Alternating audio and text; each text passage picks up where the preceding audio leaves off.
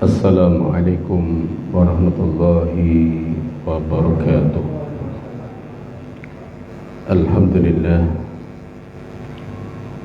Alhamdulillahilladzi khalaqal mauta wal hayata liyabluwakum ayyukum ahsanu amala. Nahmaduhu wa nasta'inuhu wa nastaghfiruh wa na'udzu billahi min shururi anfusina wa min sayyiati a'malina may yahdihillahu fala mudilla lahu wa may yudlil fala hadiya lahu la hawla wa la quwwata illa billah. Asyhadu an la ilaha illallah wahdahu la syarika lahu wa asyhadu anna Muhammadan 'abduhu wa rasuluh. Allahumma sholli wa sallim wa barik ala Muhammadin wa ala alihi wa ashabihi wa man tabi'ahum bi ihsanin ila yaumiddin. Qala Allah ta'ala fil kitabihil karim, a'udzu billahi minasy syaithanir rajim. Man ihtada fa innama yahtadi li nafsihi wa man dhalla fa innama yadhillu 'alaiha wa la taziru waziratu wizra ukhra wa ma kunna mu'adzibina hatta nab'atha rasula. Wa qala aidan wa la ta'fu ma laysa laka bihi 'ilm inna sam'a wal basara wal fu'ada kullu ulaika anhum mas'ula. Shadaqallahul azim. Bapak-bapak, ibu-ibu, para jamaah yang semoga kita semuanya selalu dirahmati oleh Allah Subhanahu wa taala. Amin amin ya rabbal alamin. Mari kita mengawali di dalam perjumpaan pada malam hari ini, kita bersyukur atas nikmat karunia yang oleh Allah limpahkan kepada kita. Kita pada malam hari ini bisa istiqomah untuk ada dalam majelis ilmu, untuk kita mendekatkan diri kepada Allah Subhanahu wa taala.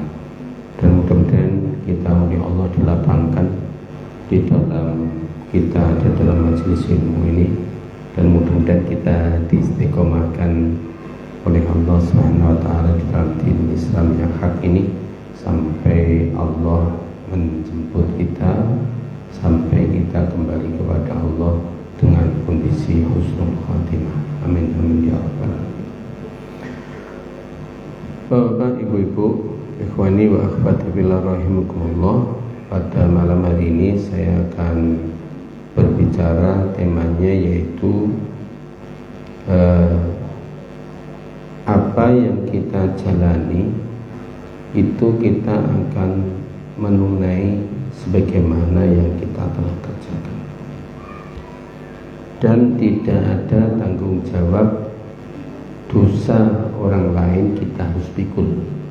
Ya, biasanya gini-gini kan nganut-nganut orang, kemudian ngomongannya engko lek ana dosane ben apa? Tanggung sing ngakon. Nah, misalnya gitu ya.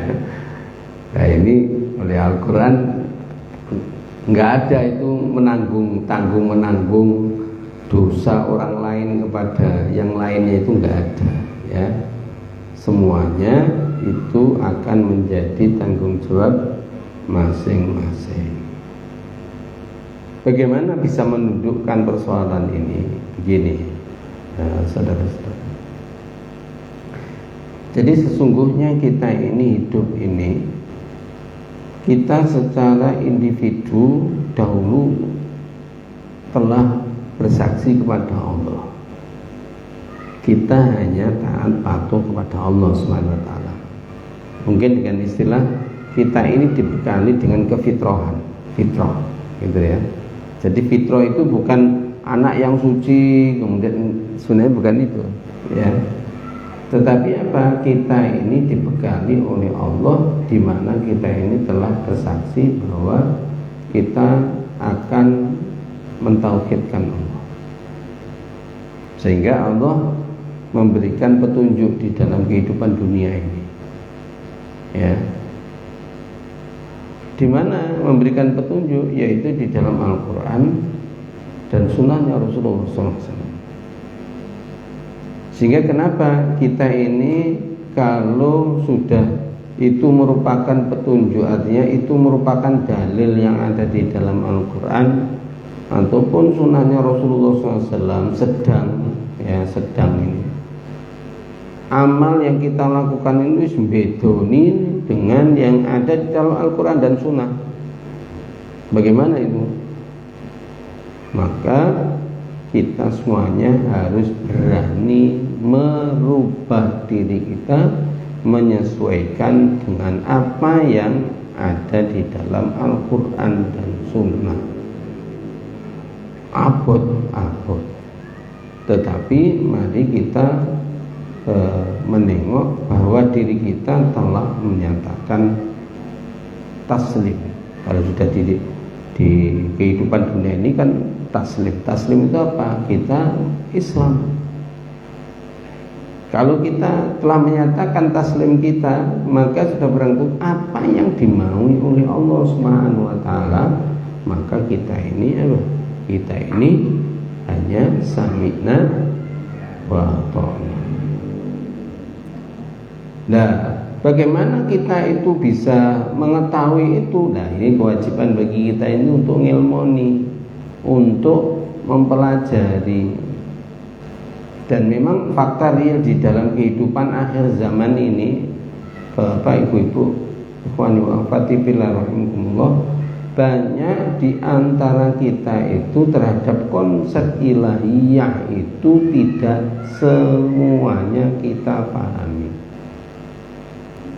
Kenapa kok bisa begitu? Ya, ini juga tidak terlepaskan dari latar belakang yang kita masing-masing dapati.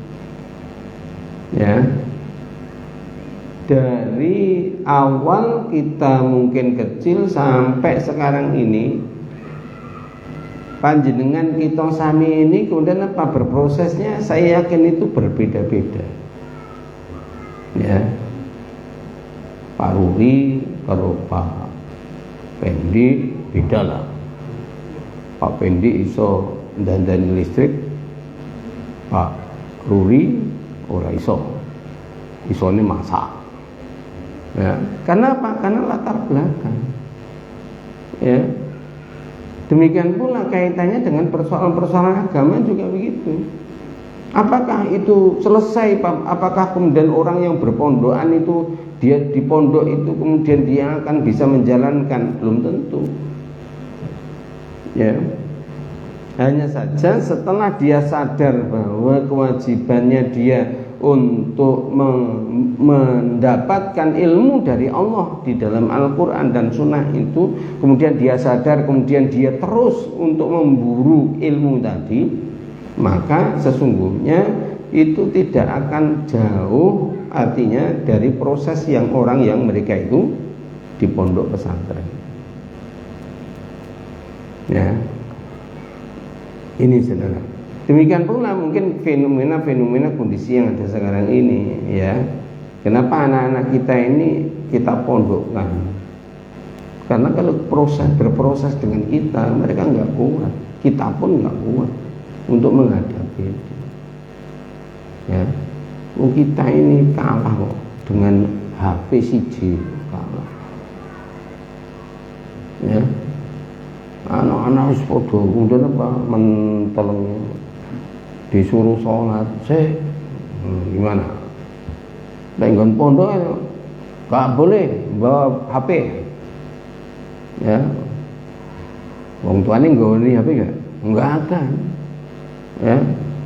Maka pengasuhnya nggak boleh. Kalau nanti itu HP ini disita, nah gitu ya. Dipaksakan, memang iya. Dan biasanya kita ini mendidik anak nggak berani maksakan. Kita ini mesakno, Engko lek ngono keras-keras engko anake malah ke aku. Ini salah. Sebenarnya kita ini mendidik anak itu sebenarnya tinggal anak itu mencontoh orang tuanya. Ya, mencontoh orang tuanya iya. Oleh karena itu, kenapa kita ini harus mendidik anak dengan sebaik-baiknya? Contohnya apa? Contohnya wayahe adan. Maka wong tuane juga apa? Age-age untuk menghadap kepada Allah. Ya, nanti itu akan ditiru oleh anak-anaknya.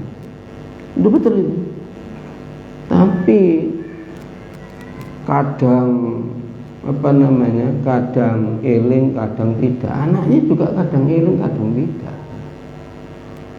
Ada yang lebih seru lagi, memerintahkan untuk yang masjid ternyata wonge lungguan. Gimana? Oh bapak ngokon orang yang masjid bisa membantah.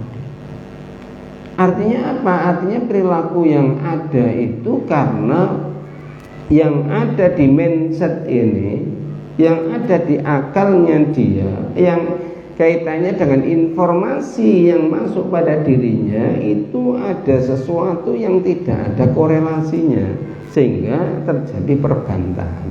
Tapi kalau itu antara konsep perilaku itu sama dan itu dicontohi oleh orang tuanya, subhanallah, anak tidak akan suloyo. Betul itu. Ya. Kenapa? Karena mereka akan mengikut orang tuanya.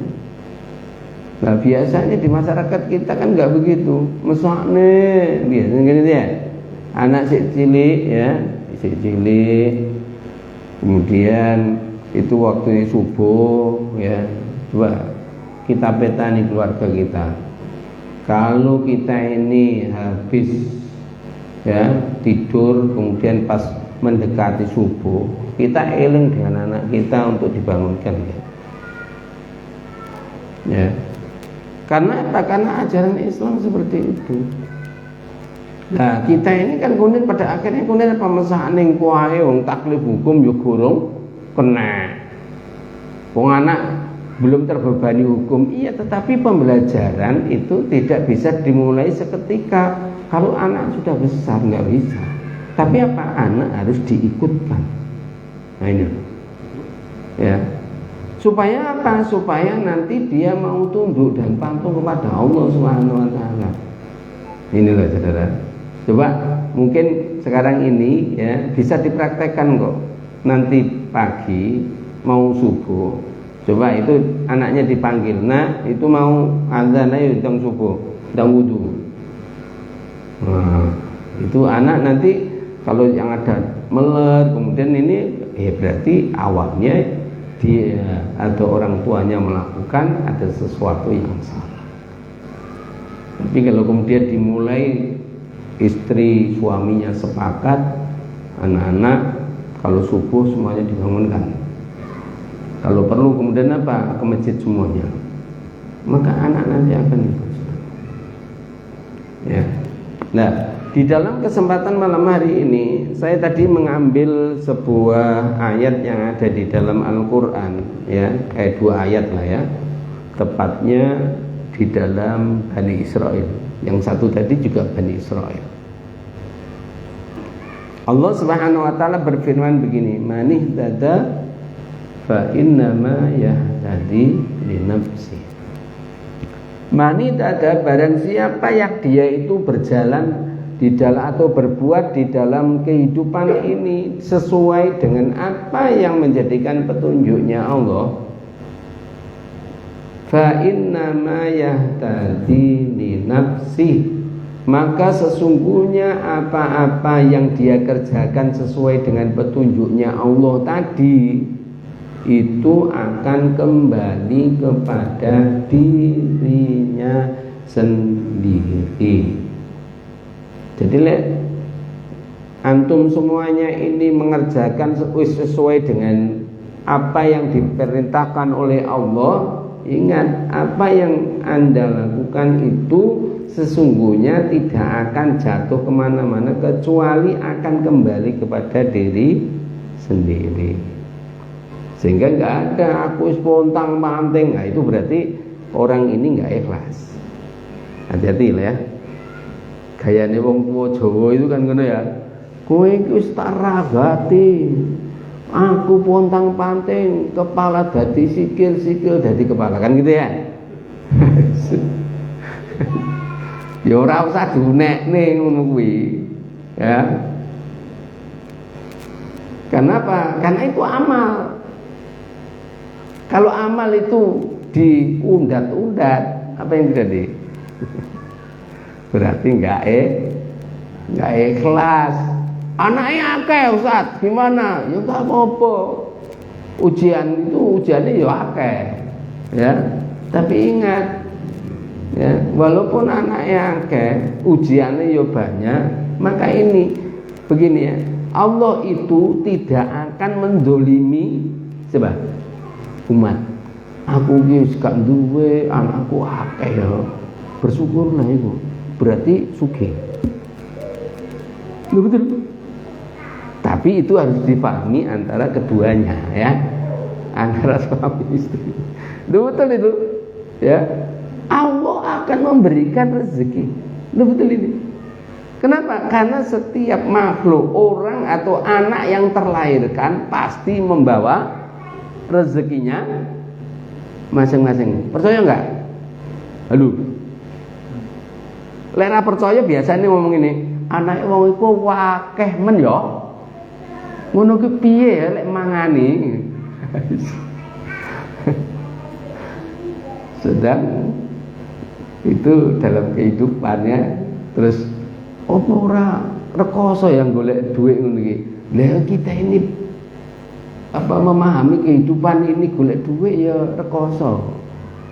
Tapi kalau kemudian kita ini mencari rezeki Allah dan rezeki itu sudah Allah tetapkan sebelumnya, maka sesungguhnya apa? Kita dapatkan sedikit banyak, memang Allah memang apa memberikan kerenjang seperti itu. Apa kerenjang itu? Jatahe sakmono gitu loh ya. Tapi ingat ya, namanya rezeki itu tidak mesti harus duit. Ya, biasanya kita ini kan gitu ya, sifatnya semuanya kebendaan kan gitu ya. Kita nggak ingat kalau kemudian ternyata diberikan kesehatan, diberikan kelapangan, entengan, beramal soleh, itu rezeki ya. Jangan sampai orang duwe anak cetil kon ngaji terus kenapa ya. Lek kau nyumbang juga mikir-mikir. Nah itu semestinya apa? Semestinya orang yang seperti itu harus ngaji terus itu ya. Ya, supaya apa? Sadar bahwa apa yang dia miliki suatu ketika tidak akan dia bawa dalam kematian gitu ya. Itu betul itu. Ya. Semisal punya rumah yang magrong-magrong, ya nanti juga kalau kita mati itu kan kita ini nggak ngerti kapan, ya, ndadak iso mati kok, ya kan? Sik mau ditarik aku kok 20 tahun lagi mau mati, ya maunya kan 20 tahun, rong dino ya iso, engko ya iso. Ya lungguhe langsung bablas ya iso gitu loh ya. Artinya apa? Kita nggak bisa untuk kemudian menjamin diri kita. Itu untuk seperti itu nggak bisa. Oleh karena itu apa? Ayo kita persiapkan. Dan kita yakin, keyakinan kita tata gitu loh ya. Jangan sampai saudara, karena sifatnya kebendaan kita kufur kepada Allah Subhanahu wa taala. Oleh karena itu kenapa Allah menyatakan man di situ ya. Manihtada fa inna ma yahtadi li nafsi itu ya. Itu berarti ada, kalau bahasanya Arab itu ada tuh syarat. Ada tuh syarat itu man tadi itu ada syarat-syaratnya. Siapa yang kemudian dikatakan man tadi? Yaitu orang-orang yang dia jelas itu mendapatkan petunjuk. Ya. Mendapatkan petunjuk itu gimana? Mendapatkan hidayahnya Allah, mendapatkan ilmunya Allah, sehingga di dalam kehidupannya itu dia selalu membawa perilakunya, perbuatannya sesuai dengan apa yang ditunjukkan oleh Allah. Ya, ini. Oleh karena itu kita ini kalau memiliki pemahaman, ya jangan kita ini terbawa arus. Al-Quran mengatakan A, walaupun mungkin masyarakat A, B, C, D, ya tetap A.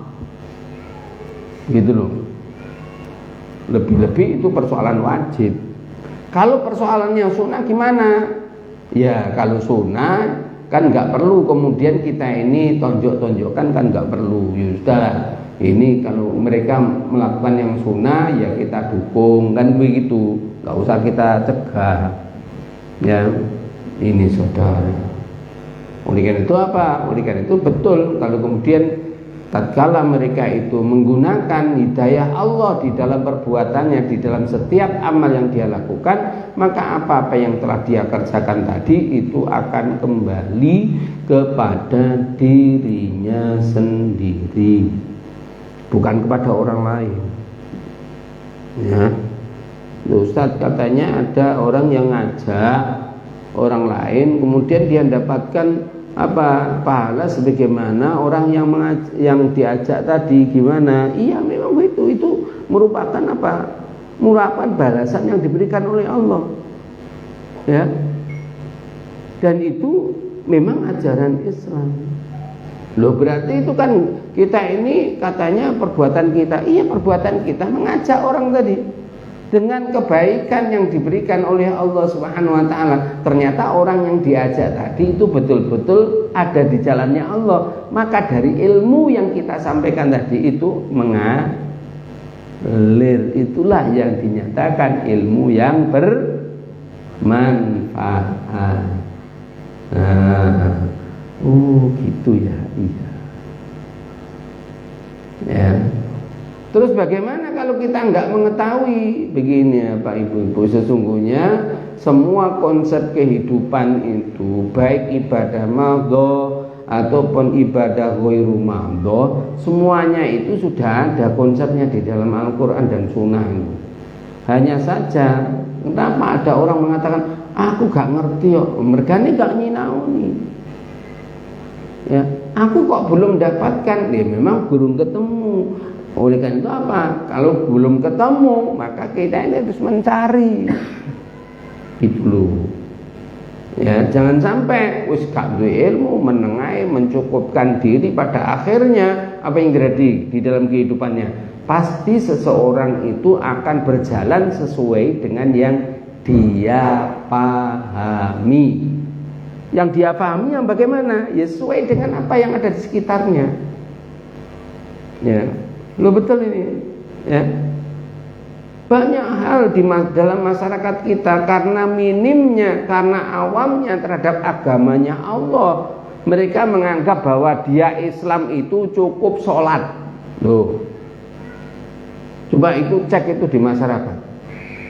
Ya, aku sih sholat kok, aku ya Muslim. Sedang sholatnya gotang gadeng, kadang yo, kadang eling, kadang tidak. Sedang di dalam ajaran Islam itu barang siapa yang mereka itu meninggalkan sholat dengan sengaja, maka dikatakan faqad kafara. Dia berarti apa? Menutup kebenaran. Mereka telah kafir, mereka kufur. Ya.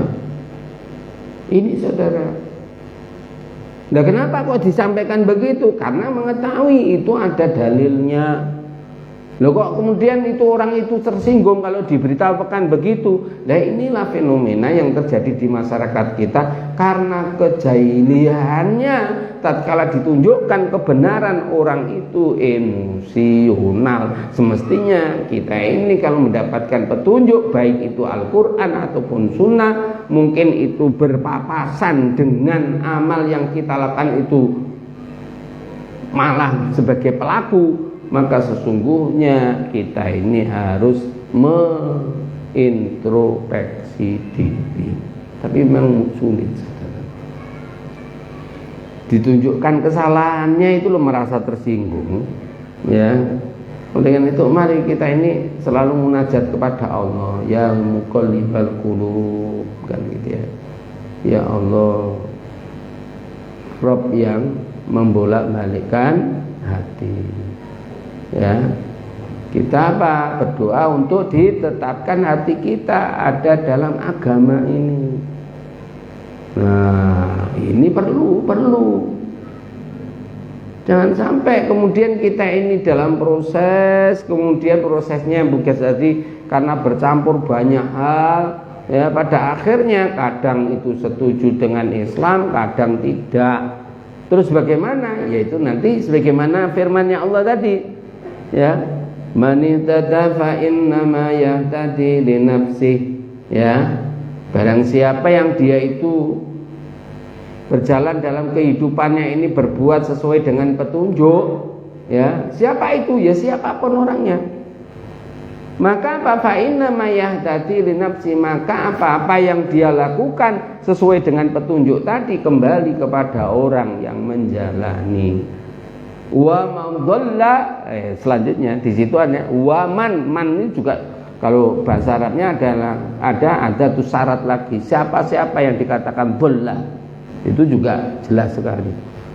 Sudah ada tuntunan tapi golek dalan tuntunan liya. Wis ana uger-ugerane agama malah golek uger-ugeran selain agama Islam. Itu juga apa? Akan sesat. Ya. Ini saudara.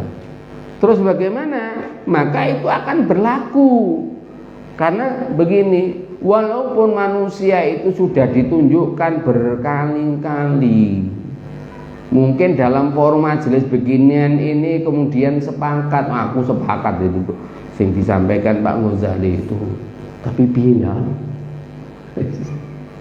ada yang manusia yang seperti itu, ada yang kemudian mantap ini, tambah semangat, tambah yakin, ada yang begitu. Tapi ada yang kemudian apa? Melemah. Merganya apa? Jadi pelaku. Ya. Kalau jadi pelaku gimana? Ceramah kok kayak ini nyindir ya. Ceramah cocok aku. Sesuk era ngaji. Loh betul ini. Macam-macam orang itu banyak. Ya. Lah betul nggak ngaji pada akhirnya. Wong dalam kehidupan ini kan terjadi perjalanan, ya, menjalankan perbuatan, ya, wis ono tuntunan karena dia nggak mau dengan tuntunan tadi, pasti dia akan sesat.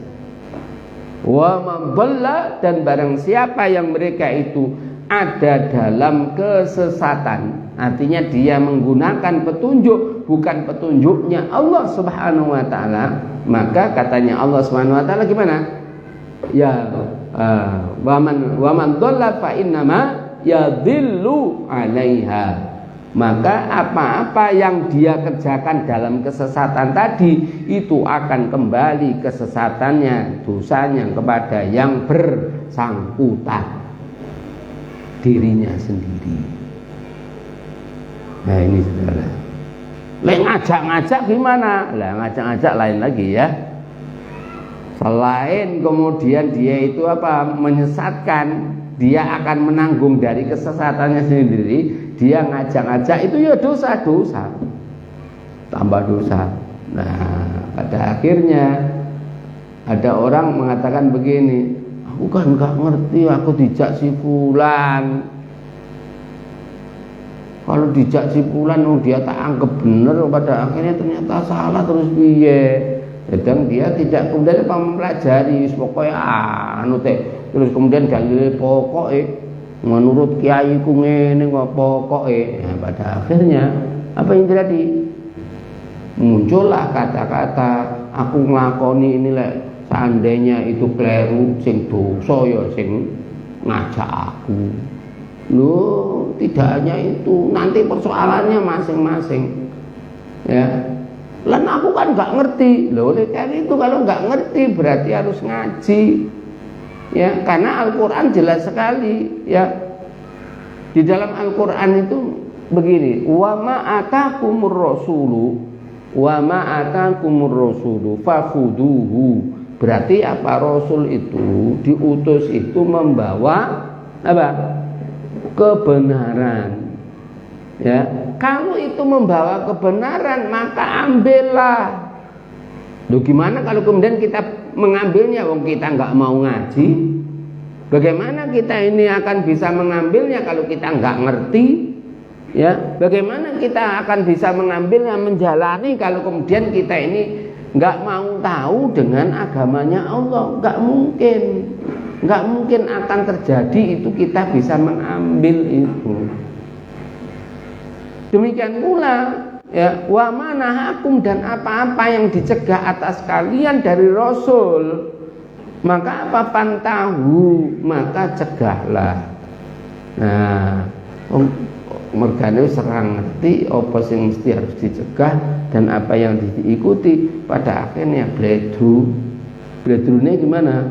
Sing diperintah nih malah dicegah, sing dilarang malah didukung. Nah, ini semakin parah. Ya. Artinya gimana? Artinya semakin apa? Tersesat ini. Tapi di masyarakat kita ya ada yang mengatakan, loh dia kan muslim, kan gitu ya, dia juga sholat. Dalilnya itu. Kenapa? Karena yang dia pahami begitu. Sedang ternyata apa yang dia lakukan salah. Terus bagaimana? Ya, inilah yang dikatakan kaitannya dengan orang-orang munafik. Ya, wong jelas salah diikuti. Ya, mari kemudian kita tengok ya, orang munafik itu apa gak sholat? Sholat. Apa gak percaya karo Rasul? Percaya.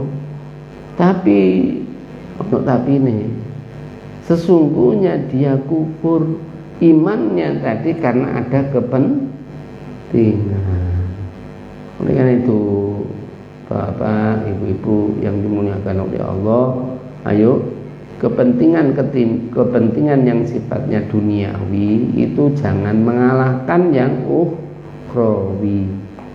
Yakinlah kalau kemudian itu, kalau kita ingin kebahagiaan dunia, ya, itu akan terbawa dengan perilaku kita. Kalau kita ingin kemudian harta kita ini halal, maka perilaku kita ini harus sesuai dengan apa yang menjadikan petunjuknya Allah Subhanahu wa taala. Ini loh, dan Rasulnya. Jangan sampai kemudian kita ini nganut grubyuk, pada akhirnya ya, dan akhirnya ngikuti wong gak duwe ilmu. Ya, dengan dalil tadi, ben golek ngundang salah ya ben ditanggung sing aja gitu. Di dalam Al-Qur'an Allah Subhanahu wa taala sudah begini, wala taziru waziratu wizra ukhra. Pasti Pak Ghazali, lu pasti Al-Qur'an enggak pasti. Ya, pasti itu. Jadi orang lain itu tidak akan menanggung dosa orang lain. Dia akan menanggung dosanya masing-masing. Ya. Kalau alasannya tadi aku gak ngerti loh, kemudian itu memang salah. Ya itulah pentingnya bagi kita ini harus ngelmoni Al-Qur'an dan Sunnah Rasulullah SAW ini. Oleh karena itu kefanatikan kepada seseorang gak oleh. Kepada Rasulullah itu loh nggak oleh. Ya, kita mengikuti tuntunannya. Kan kita ini sampai mengkultuskan Rasulullah kan nggak boleh. Ya, lebih-lebih kemudian apa? Sebagaimana yang dilakukan oleh orang Syiah itu, nggak boleh gitu. Ya. Oleh karena itu apa? Oleh karena itu saudara-saudara yang dimuliakan oleh Allah, Rasulullah SAW itu kemudian apa? Memang kita ini harus mengikuti kutwah kita adalah Rasulullah SAW. Tapi kita nggak boleh mengkultuskan Rasulullah. Karena kalau mengkultuskan Rasulullah nanti yang disembah Rasul. Nah, kan Rasulullah diberikan syafaat. Iya, tetapi apa? Tetapi itu bukan maknanya Rasul harus disembah, enggak. Tetapi apa? Kita ini meyakini apa yang dibawa oleh Rasulullah SAW adalah konsep ilahiyah, dan dia Rasul adalah apa? Abduhu wa rasul. Ini loh. Lah oleh karena itu gimana? Ini pentingnya. Ya, jangan sampai kemudian pembahasan atau kemudian pemahaman Trinitas muncul pada apa? Ajaran Islam. Kalau sing dosa oleh Trinitas itu kan dosa-dosa itu yang nanggung adalah Yesus. Kan gitu ya. Kok enak? Ya. Terus kan baru kemarin ya yang pasca itu, yang apa namanya, yang bawa salib itu ya, maka sesungguhnya itu apa, sudah diceritakan di dalam Al-Quran ya, sudah diceritakan di dalam Al-Quran. Nah kalau kita cerita yang sesuai dengan Al-Quran, ya memang itu adanya. Loh, masa kemudian itu dikatakan anaknya Tuhan, kemudian dia menebus dosa manusia? Enggak, semuanya itu nanti katanya Allah di dalam Al-Quran, wala taziru waziratu wizra ukhra. Nah, jadi kita tidak boleh ya, tidak boleh anut grubyuk. Pada akhirnya kita ini apa? Kita itu tidak terbebani ono ajaran dalam Islam. Karena apa? Karena kita ini akan setiap kali mempertanggungjawabkan terhadap apa yang kita jalani. Kita ini kan apa? Pemimpin. Ya. Dan setiap pemimpin itu mas'ulun an ra'iyati. Jadi diri kita ini nanti akan dimintai dari kepemimpinan kita, Bapak Ibu. Baik itu bapak, baik itu ibu, baik Anda semuanya yang sudah akhir balik, itu nanti akan dimintai pertanggungjawaban oleh Allah Subhanahu wa Ta'ala. Dan itu yang nanggung adalah diri mereka sendiri. Ya.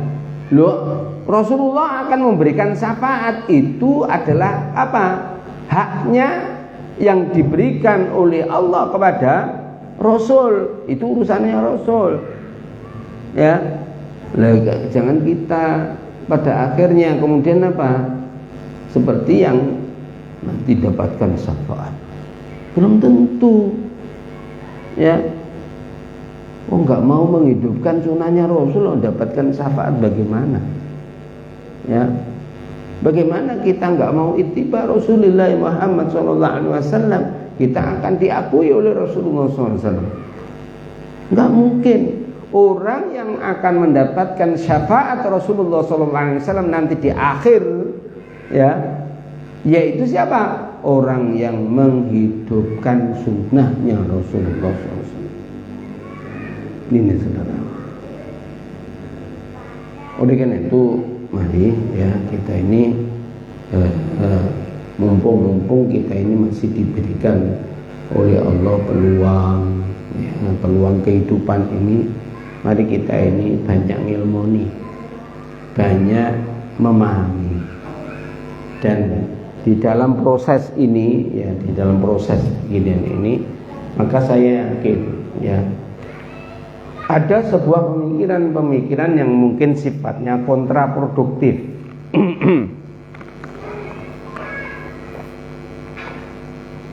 Yang mungkin itu terjadi di dalam benak kita.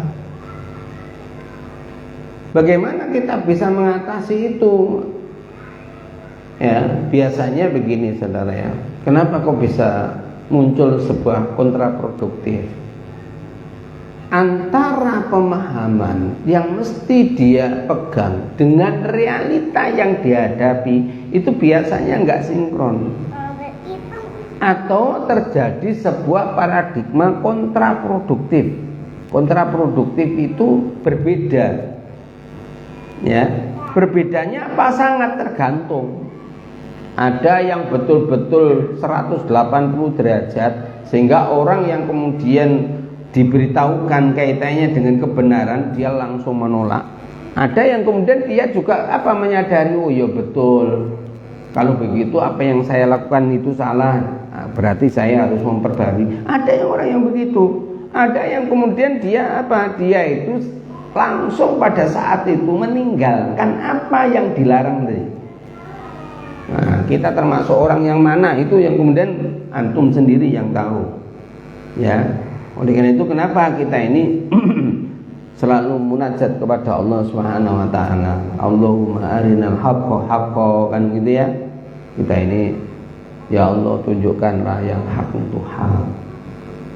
Kemudian wa arinal batila batila, kita ini apa? Kita ini minta untuk ditunjukkan yang batil itu batil. Ya. Dan kita ini berdoa kepada Allah semoga kemudian kita ini dimudahkan untuk menerima kebenaran, ya. Dan kita ini dilapangkan oleh Allah Subhanahu wa taala, diistiqomahkan untuk ada di dalam dinul Islam. Itu kenapa? Karena kita semuanya ini lemah. Kita ini tidak mampu. Kita ini banyak kekurangan. Kita ini banyak kesalahan. Ini lihat, wis banyak kesalahan, nggak mampu, ya, nggak ilmunya juga cupet, nggak minta kepada Allah. Berarti apa? Dolim untuk dirinya. Ini saudara. Nah, terus bagaimana tatkala kemudian kita ini bisa nantinya mendapatkan petunjuknya Allah, ya, maka sudah barang tentu ikhwani wa akhwati fillah rahimakumullah, tidak ada cara yang lain kecuali kita ini memang harus mempelajari apa yang ada di dalam dinul Islam yang hak ini. Apa sing dipelajari? Yo banyak, segala aspek kehidupan. Tidak hanya persoalan ibadah mahdoh saja, tidak hanya persoalan menyangkut masalah sholat, tidak hanya menyangkut masalah puasa, tidak hanya menyangkut masalah zakat, tidak hanya itu, tetapi apa? Semuanya, ya, semuanya kehidupan kita ini loh, yang ghairu mahdoh. Sekali-kali kita ini melakukan, maka kita juga harus punya ilmunya, gitu loh ya. Jangan sampai kita nggak punya ilmunya, saudara. Kalau nggak punya ilmunya gimana, Ustaz? Ya seperti yang saya sampaikan tadi, kita ini menjalankan tidak lepas dari apa yang kita pahami, Bapak Ibu. Lu betul itu. Kenapa orang itu kontra dengan seseorang yang kemudian dia musyrik itu? Kenapa? Karena dia memahami apa yang kemudian dia lakukan adalah sesuatu bentuk persekutuan terhadap Allah. Tetapi kenapa ada orang yang mereka itu moderasi? Ide moderasi kan sekarang ini digembur-gemburkan ya. Karena kalau gitu kamu intoleransi. Nah, kita kalah dengan intoleransi. Ya, dilolok nih intoleransi lu, kemudian kita ini wis dihud, ya. Tapi diberitahukan kalau kita ini nanti akan jauh dari petunjuknya Allah, gimana? Merasa terancam enggak? Enggak. Banyak orang kemudian tenang-tenang. Tapi kemudian kita ini kehidupan masyarakat kita dikatakan kita ini kamu itu intoleransi, kamu itu radikal. Pada akhirnya kemudian kita pasang badan untuk mundur.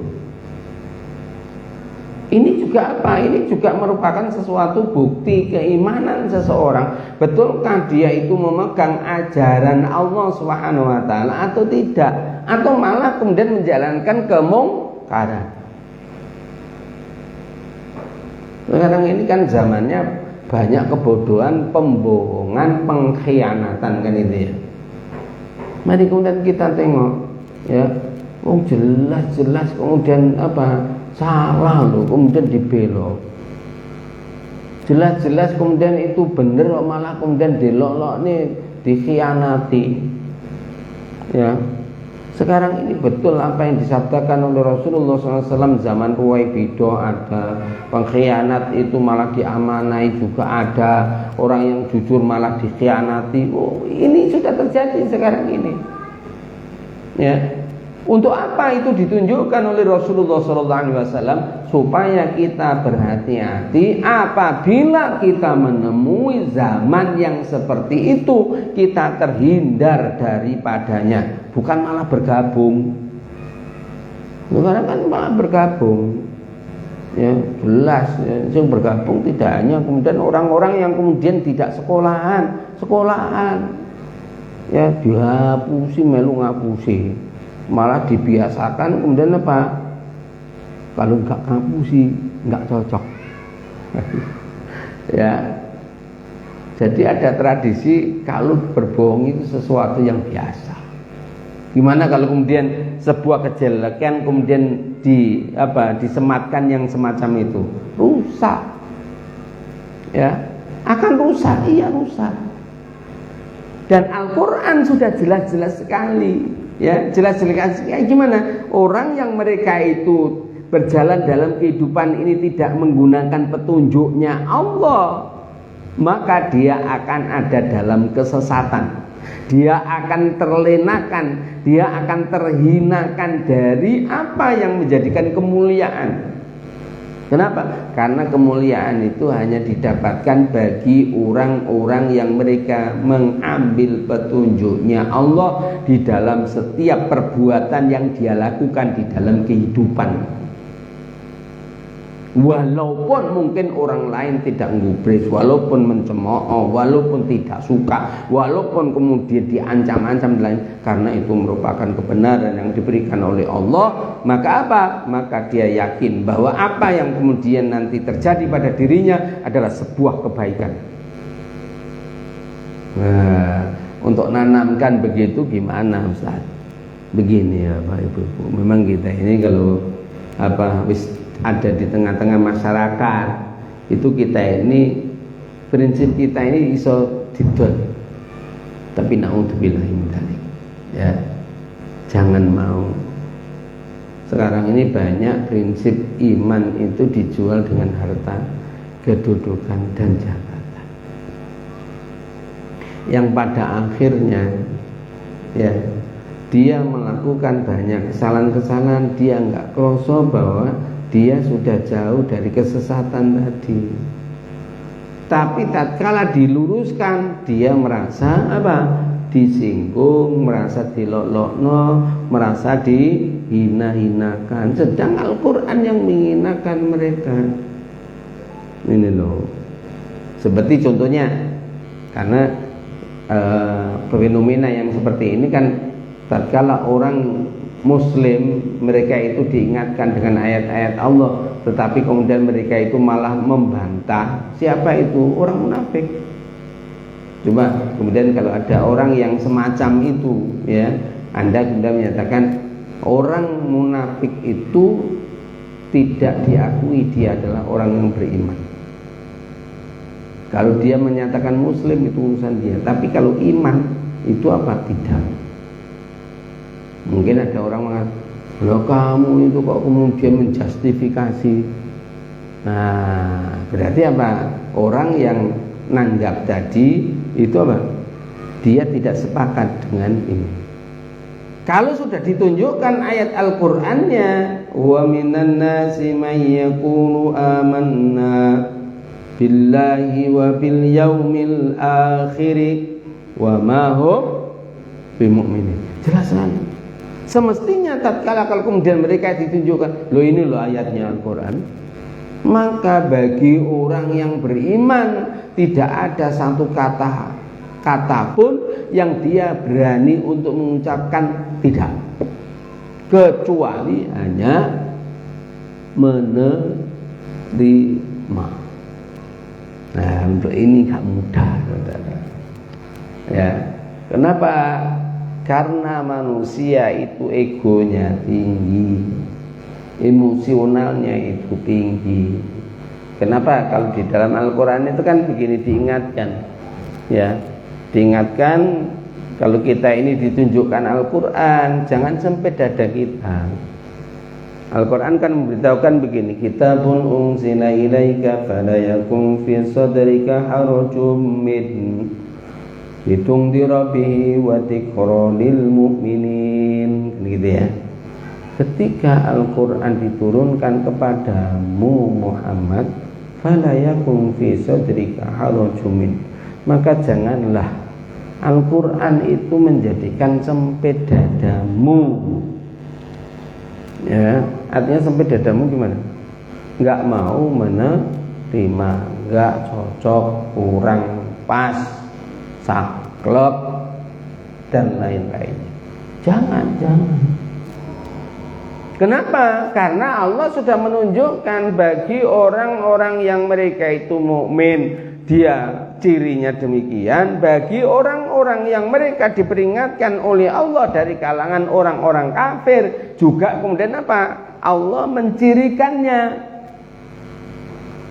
Cirinya gimana, Ustaz? Kalau Al-Quran menunjukkan litung dirobi, jadi orang yang kemudian mereka kufur kepada Allah itu seperti diperingatkan, diduding, ya, atau bahasanya yang ngetren sekarang ini dijustifikasi, ya.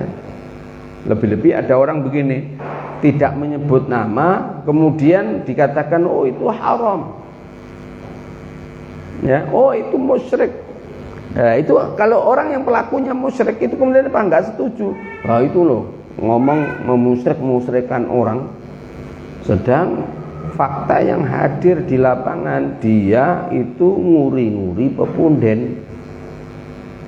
Musyrik ya itu? Musyrik.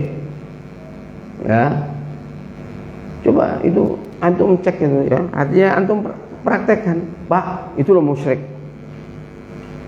Disampaikan kepada siapa? Sing gawe-ne ndonga pada saat apa? Nguri-nguri tadi. Nanti apa yang saya sampaikan itu kemudian apa? Dia merasa tertuduh itu. Ya. Itu betul itu. Ya. Tapi kalau kemudian dia orang beriman, itu kemudian apa? Itu menjadikan pelajaran. Wa dzikra lil mu'minin. Jadi kalau orang yang kemudian mereka itu beriman betul, orang yang mukmin, maka tatkala mereka itu diluruskan dengan konsep ilahiyah tadi, maka dia kemudian apa? Menjadikan pelajaran, oh ngono berarti salah yo. Berarti perbuatan saya sudah melampaui batas haknya Allah, sampai kemudian Pak musyrik. Sampai begitu harusan Pak Ghazali kaitannya dengan kalau seandainya dia orang mukmin. Oh iya. Jangan sampai apa kemudian kita ini enggak merasa bahwa diri kita salah. Ya. Lu enggak gampang loh. Apakah kemudian mereka itu tidak merasa bersalah? Nah, gimana jawabnya? Orang kafir pun dia merasa benar, saudara. Ya, jangan dikira tidak. Orang musyrik pun melakukan itu, dia merasa juga benar. Ya. Coba nanti kalau kemudian itu apa? Dia sih ngaku muslim gitu ya. Dalilnya begini. Ya. Innal ladzina kafaru min ahlil kitab wal musyrikina fi nari jahannam khalidina fiha. Ulaika hum syarrul bariyah. Ayo coba gitu. Loh ini bukti. Ya. Wong dia profesor saja ya. Kan dia ngomongnya begini. Apa Ustadz itu mengkapling-kapling surga dan neraka? Kan itu ya. Kenapa? Karena saya bacakan tadi surat Al-Bayyinah tadi ya. Ini dengan orang liberal, ya, katanya membaca ayat tadi itu mengkapling-kaplingkan. Berarti apa? Nah, dia nggak setuju dengan itu. Berbahaya. Dalam kesesatan dia. Kalau kemudian dia berbuat seperti itu gimana? Maka kesesatan yang dia lakukan akan kembali kepada dirinya mereka sendiri. gitu loh ya. Oleh karena itu pentingnya bagi kita semuanya di dalam memegang teguh terhadap prinsip konsep ilahiyah robbaniyah itu harus kita pertahankan, Bapak Ibu. Jangan sampai kita ini anut grubyuk, jangan sampai kita ini ibaratnya esok kedele sore jadi tempe. Jangan. Ya. Orang mukmin itu diformat, dicetak memiliki prinsip yang kuat, yaitu tauhid. Konsep ilahiyah yang akan mempola kerangkakan, membentuk jiwanya. Selama itu sesuai dengan ketetapan yang diperintahkan oleh Allah, maka kita pun kemudian harus lego, harus ikhlas, harus sabar untuk menjalankannya walaupun rintangan-rintangan itu menggelora. Inilah ya. Dan itu sekali lagi ujian bagi Allah, kita semuanya dari Allah Subhanahu wa taala. Nah, oleh karena itu ikhwani wa akhwati fillah rahimakumullah.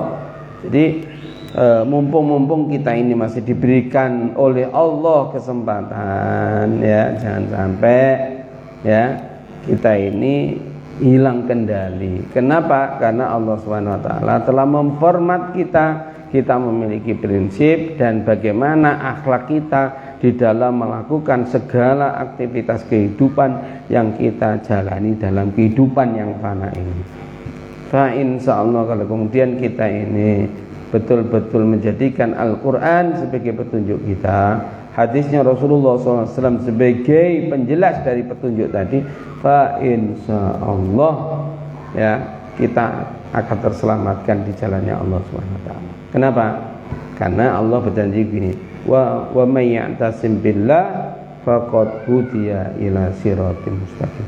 Barang siapa yang dia betul-betul berpegang teguh terhadap agamanya Allah, faqad hudiya, sungguh mereka akan ditunjukkan oleh Allah Subhanahu wa taala jalan yang lurus, jalan yang diridhoi oleh Allah Subhanahu wa taala. Mungkin itu yang bisa sampaikan, mungkin ada yang ditanyakan, monggo silakan. Ada waktu 4 menit. Nggih, silakan. Itu nama sebuah bangsa atau sebuah agama? Ada perbedaan? Nggih. Yahudi itu kaum, Pak. Jadi agama itu muncul dari kaum Yahudi, ya, sehingga kemudian dikatakan Yahudi, ya. Jadi bukan agama Yahudi diturunkan kepada Nabi Musa, enggak.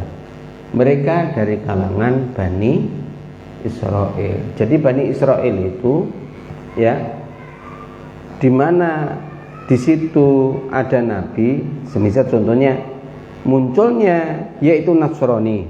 Nasrani itu kenapa kok muncul Nasrani?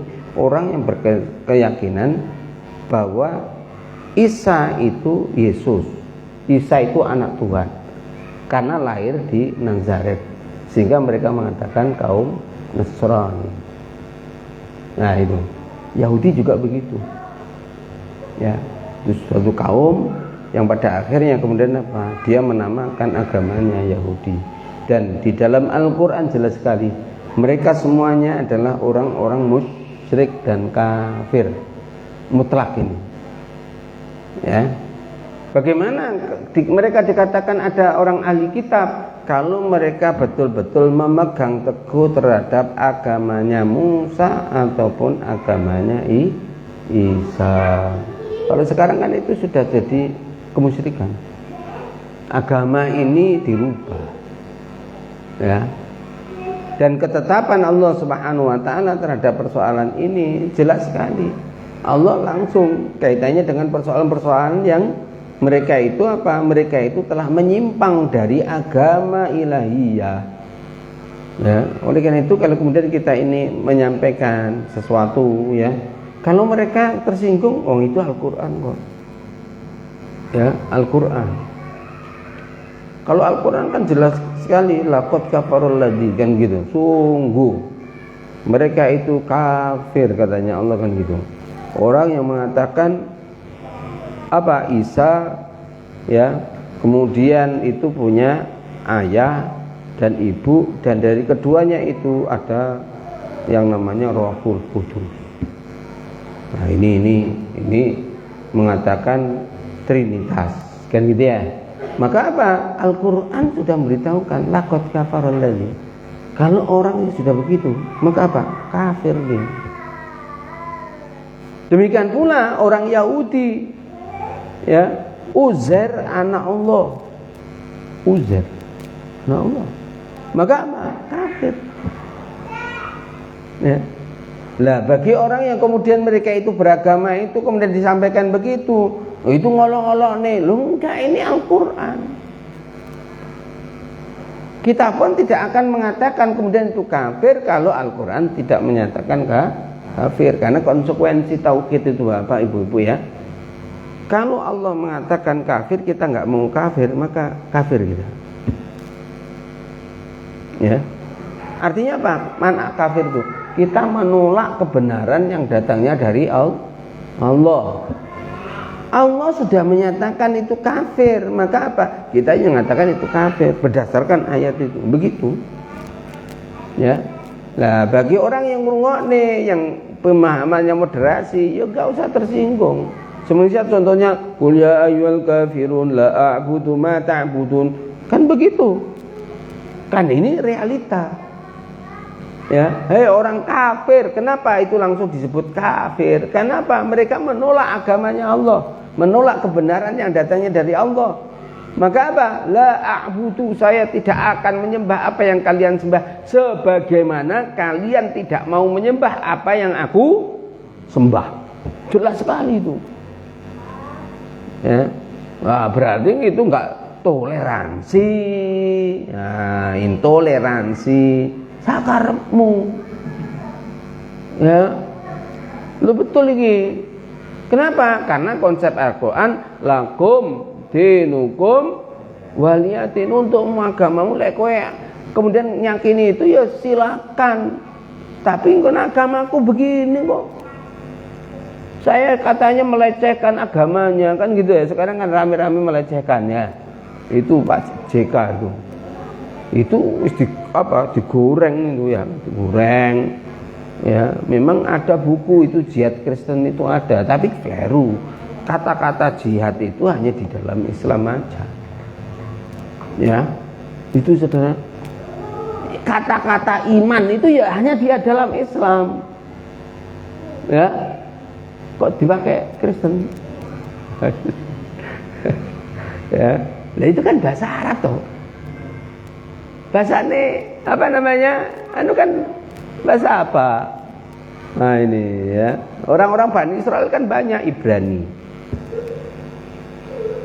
Wallahu a'lam. Begitu Pak. Ya, jadi itu berasal dari kaum. Demikian pula kaitannya dengan orang-orang Nasrani itu juga dari kaum, dan Majusi itu juga begitu, dari kalangan orang-orang Persia. Ya. Yang mereka menyembah api. Ada lagi mungkin? Kalau tidak ada, mudah-mudahan kita semuanya oleh Allah SWT diberikan ketetapan hati kita untuk selalu ada dalam dinul Islam, dan mudah-mudahan kita semuanya terselamatkan dari fitnah-fitnah akhir zaman yang sekarang sudah bertalu-talu ya. Kita jangan sampai kemudian ikut-ikutan dengan orang-orang, lebih-lebih di negeri ini ya. Di negeri ini banyak hal yang kita ini harus menjaga. Artinya menjaga keimanan kita maksudnya ya. Jangan sampai kemudian kita kesana kemari ya, yang pada akhirnya kita nggak punya prinsip. Jangan. Kita semuanya ada dalam sebuah perjuangan kehidupan yang nanti kita akan dimintai pertanggungjawaban oleh Allah Ta'ala terhadap apa yang semuanya yang kita jalani di dalam kehidupan yang fana ini. Kita akhiri, dan saya mungkin kurang lebihnya minta maaf. Kita akhiri dengan doa kafaratul majelis. Subhanakallahumma wa bihamdika asyhadu an la ilaha illa anta astaghfiruka wa atubu ilaik. Assalamualaikum warahmatullahi wabarakatuh.